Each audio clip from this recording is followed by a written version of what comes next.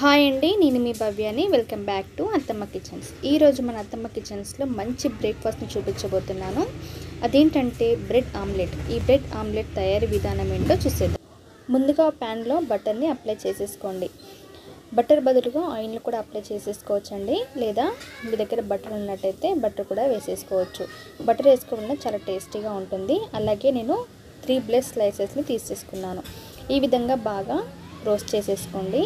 ఇలా ముందు వెనక బాగా రోస్ట్ చేసేసుకున్న తర్వాత అన్నిటినీ ఈ విధంగా రోస్ట్ చేసేసుకోవాలి. ఇప్పుడు 3 బ్రెడ్ స్లైసెస్కి 3 ఎగ్స్ తీసుకున్నానండి. ఈ విధంగా ఎగ్స్ వేసుకున్న తర్వాత దీంట్లో కొద్దిగంత కారంని యాడ్ చేసుకుందాం. మనకి స్పైసీగా తినాలి అనుకుంటే ఇంకొద్దిగా కూడా యాడ్ చేసుకోవచ్చు. అలాగే రుచికి సరిపడా ఉప్పు, చిటికడంతా పసుపు, 1/2 టేబుల్ స్పూన్ ధనియా పౌడర్, అలాగే కొద్దిగంత నెయ్యి.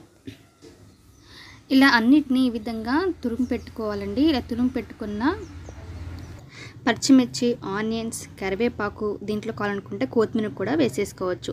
ఈ విధంగా బాగా కలుపుకోవాలండి. ఇలా ఎంత కలుపుకుంటే మనకి అంత ఫ్లఫీగా సాఫ్ట్గా వచ్చినట్టు.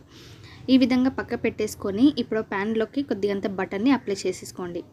ఈ విధంగా బటర్ని అప్లై చేసుకున్న తర్వాత మనం ముందుగా బ్రెడ్ అనేది టోస్ట్ చేసాం కదా, ఈ రోస్ట్ చేసేసుకున్న ఈ బ్రెడ్ అనేది ఈ బటర్లోకి వేసేయండి. ఈ ప్యాన్లోకి వేసుకున్న తర్వాత ఇలా కొద్దిగంతా మనకి బ్రౌన్గా వచ్చే విధంగా ఫ్రై చేసేసుకోండి. ఇలా కొద్దిగా ఫ్రై అయిన తర్వాత మరొకసారి విధంగా టర్న్ చేసేసుకోండి. చూడండి ఎంత స్మూత్గా సాఫ్ట్గా వచ్చిందో. సో చాలా సింపుల్గా కూడా మనం ప్రిపేర్ చేసేసుకోవచ్చండి. ఇలా కాకుండా కూడా ఇలా బ్రెడ్ మీద మన స్పూన్తో కూడా ఇలా ఆమ్లెట్ లాగా ఈ విధంగా అప్లై చేసేసుకోవచ్చండి. లేదా మీకు ఈ విధంగా నచ్చితే ఈ విధంగా కూడా చేసేసుకోవచ్చు. లేదా మీకు ఇంతకుముందు చూపించిన విధంగా డిప్ చేసి కూడా చేసేసుకోవచ్చు.